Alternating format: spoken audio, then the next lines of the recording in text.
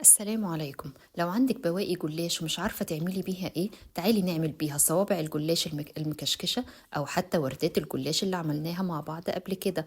طيب، انت تتعمل ازاي؟ تعالي اقولك نعمل صوابع الجلاش المكشكشة المقرمشة بأسهل طريقة، وفي 5 دقايق. مش هياخد منك لا ولا وقت ولا مجهود ولا حتى مكونات كتير. تعالي نقول بسم الله ونجيب الباقي من اي لفة جلاش، او حتى تجيبي لفة جلاش سليمة وتقطعيها لتلات تتلات، يعني تقريبا التلت بيكون حوالي 15 ل20 سنتي. بتقطعيها مستطيلات بالمنظر ده، وبعدين بتركنيها على جنب. وتخلي بالك ان الجلاش من الحاجات اللي بتنشف بسرعة، عشان كده لازم نغطيها اثناء الشغل. ممكن بقى نعملها سادة، تعمليها محشية، دي حسب ما انتي عاوزة وحسب ذوقك. لو هنعملها محشية هناخد طبقتين مع بعض، ونرش عليها رشة خفيفة من المكسرات. وتخلي بالك ان انتي ما تكتريش عشان ما تقطعش معاكي الجلاش.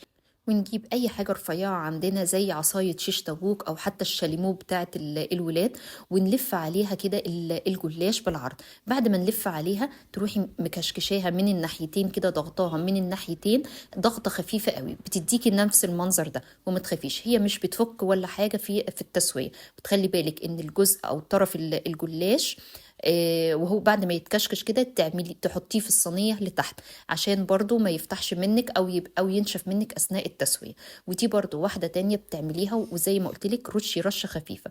ممكن كمان تحشيها كنافه، تكون الكنافه كده تسويها بشويه سمنه ومعلقه سكر بودر وتحشي بيها. وممكن تعمليها ساده زي ما انت عاوزه. طبعا دي ما كانتش لفه جلاش كامله، دي كانت بواقي عندي من الجلاش اللي عملناه قبل كده، اللي هو صينيه الجلاش اللي عملناها مع بعض. والمميز بقى معانا في صوابع الجلاش دي ان احنا بندهن دهنه خفيفه قوي من السمنه، يعني مش بنغرقه خالص. لان احنا بعد كده بعد ما بنخلص بندهن الوجه بتاعه بباقي السمنه اللي معانا، يعني بتبقى حاجه كمان اقتصاديه في الماده الدهنيه. ولو وصلتي معايا لحد هنا ما تنسيش تعملي لايك للفيديو واشتراك للقناة لو لسه ما اشتركتيش. وتعالي نرجع لأصابع الجلاش بتاع الحلوة المقرمشة بتاعتنا اللي بنعملها. وبعد كده بتخلصي بقى، بعد ما بتخلصي كل الكمية لف كده في الصينية دي، طبعا بتبقى شكلها حلو قوي في التقديم، وكمان اقتصادية لان احنا ما بنهدرش حاجة من الجلاش وما بنرميش منه حاجة.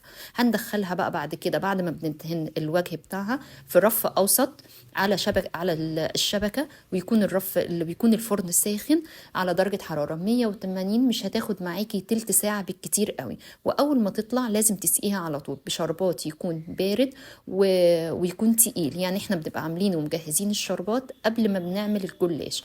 بتعملي الشربات بكوباية مية على كوباية ونص سكر، وعليها عصرة نص ليمونة. وأول ما يطلع من الفرن بتسقي على طول، بيكون الجلاش لسه سخن قوي، والشربات أو السيرم بيكون بارد. بعد ما بتسقيها بقى خلاص ما تغطيهاش عشان يفضل مقرمش معاكي وجميل لحد آخر واحدة إن شاء الله.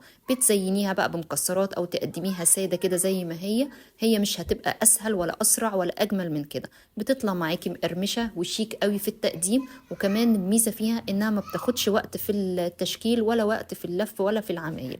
اقتصادية في وقتها واقتصادية في مكوناتها، والف هنا على قلبكم.